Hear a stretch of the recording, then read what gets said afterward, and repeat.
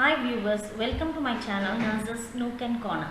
This channel is purely for nurses to understand NCLEX in an easy manner, to develop professional skill, to crack exam and also help for nursing students. In this channel, you can also look for new updates in nursing, daily nurses slang which includes terminologies and instruments that are posted continuously in Facebook and Instagram. If you want to get the uploaded videos, immediately subscribe the channel and press the bell icon.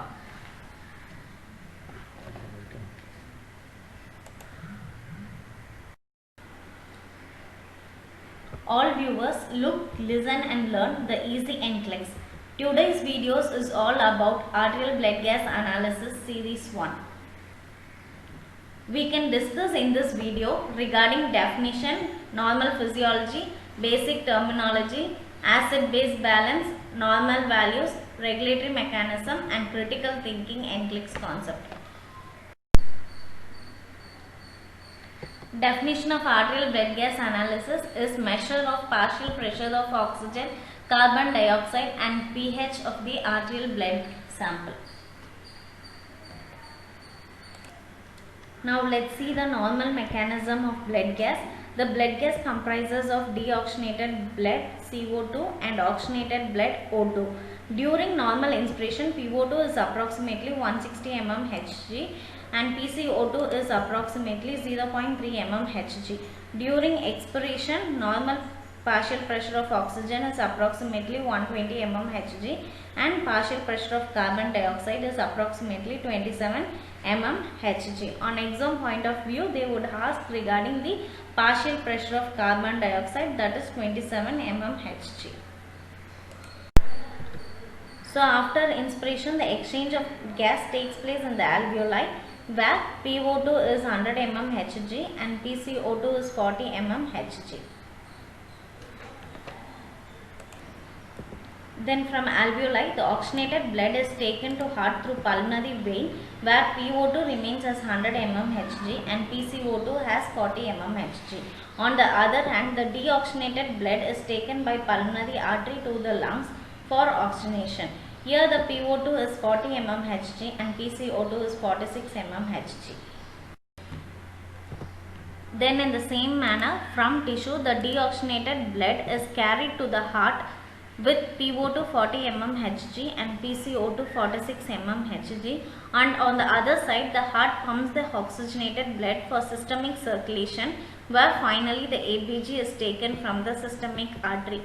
Preferred site for ABG is radial artery and femoral artery. If you want to get the uploaded videos, immediately subscribe the channel and press the bell icon. Here we can go with common terms in ABG. Hypoxemia is where oxygen content is low in blood. Acidosis is increased amount of acid in blood. Alkalosis is increased amount of bases in blood. Acid-base balance is hemostatic mechanism that maintain the optimal pH for normal functioning of body. Buffer system is helpful to maintain the acid-base balance. Partial pressure is amount of pressure exerted by each gas in the group of gases. PO2 is partial pressure of oxygen, PCO2 is partial pressure of carbon dioxide, PaCO2 is encapsulated is alveolar oxygen, PaO2 small a is arterial oxygen, PaCO2 caps A is alveolar carbon dioxide, PaCO2 small a is arterial carbon dioxide, PvO2 partial pressure of venous oxygen, PvCO2 is partial pressure of venous carbon dioxide. Next is acid-base balance. Here pH is used to measure the blood acid-base balance and to determine whether it is acid or alkaline. Normal pH is 7.35 to 7.45. If it goes below 7.35, then it is acidosis, and if it goes above 7.45, it is alkalosis. Next is the normal values of blood gases. This is more important because in next series we are going to take about ABG interpretation, for which you have to by heart this. So you have to memorize the normal value so that it would be easy for interpreting the values. So normal pH is, as you all know, it is 7.35 to 7.45. PO2 is 80 to 100 mmHg. Partial pressure of carbon dioxide is 35 to 45 mmHg. Bicarbonate is 22 to 26 millimole per liter. Base excess is plus or minus 2 millimole per liter. Saturation oxygen is 95 to 100%, and anion gap is 12 plus or minus 4 milliequivalent per liter. So this normal value will be helpful for you in interpretation. So in detail we can see in next series. Before going into the regulatory system, let's see the glimpse of function of hydrogen ion, because it's more important in maintaining buffer system. They exist in two forms. One is volatile and another one is non-volatile. Carbonic acid are said to be volatile because it is only acid excreted by lungs. Remaining acid such as HCl produced in the body are not excreted by lungs, are said to be non-volatile hydrogen. They are excreted only through kidneys or other means. In this, acids are hydrogen donors and bases are hydrogen acceptors. In hydrochloric acid, the H will be donated to a base, where the base accepts and forms the hydroxide.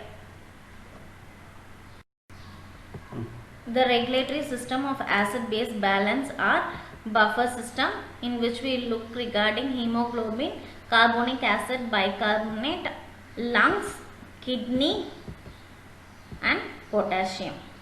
So these are the regulatory system which we will see one by one in detail.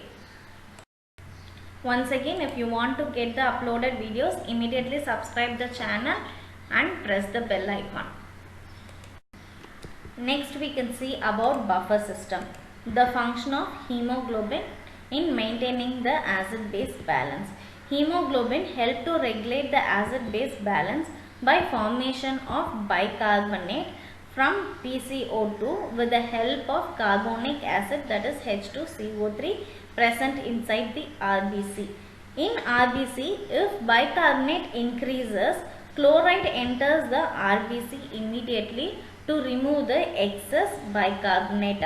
Thus, it neutralizes the electrically particles of the blood gas. This phenomenon is called as chloride shift. Carbonic acid bicarbonate mechanism. Carbon dioxide combines with water to form carbonic acid, which converted as bicarbonate.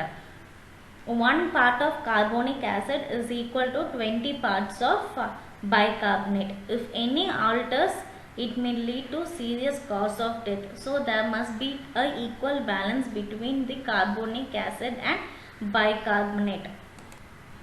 So in this mechanism, if you see, if there is any excess of carbonic acid is present, then the reverse mechanism occurs, where it converts into CO2 and it will be excreted by the lungs. In the same manner, if there is excess of bicarbonate, then it would be controlled by kidney, where it excretes the too much of bicarbonate. Discuss about the regulatory mechanism of lungs. In acidosis, the acid level will be increased, that is carbonic acid will be increased and pH level will be decreased, that is it would be less than 7.35. So to remove the excess amount of acid, there will be a increased respiratory rate and depth. Therefore the carbonic acid will be exhaled out, that is as a process of CO2 will be removed out to maintain the acid base balance. Whereas in alkalosis, the base, that is the bicarbonate, will be in excess. So to add the increase in acid level, the rate of the respiration will be decreased, that is there will be a shallow rate and depth of the respiration. Ultimately CO2 will be retained and increase in carbonic acid, where it ultimately decreases the excess bicarbonate level. This is the normal function of lungs to maintain the acid base balance. the regulatory mechanism of kidney. As already we discussed, the volatile and non-volatile form of hydrogen. The volatile form of hydrogen will be excreted by the lungs only. The other than that, excess hydrogen which are non-volatile will be excreted by other means such as by kidney. So here excess hydrogen which are non-volatile are excreted into the tubules during the time of acidosis, so that it to maintain the acid base balance. Whereas in alkalosis, excess bicarbonate will be moved into the tubules to combine with ammonia to form ammonium, and it would be excreted. So if it is alkalosis, means the bicarbonate will be excreted in combination with the ammonium to maintain the acid base balance. So potassium, under normal condition, the potassium is maintained more inside the cell than outside, but hydrogen ions are comparatively low in both the compartments. In acidosis, to maintain the acid base balance, the excess hydrogen ion move into the cell and potassium leave the cell. Thus in acidosis, hyperkalemia will be present. Whereas in alkalosis, more hydrogen are present inside the cell and hydrogen move outside the cell to maintain the electrically neutral. Potassium move from extracellular to intracellular, thus creating hypokalemia.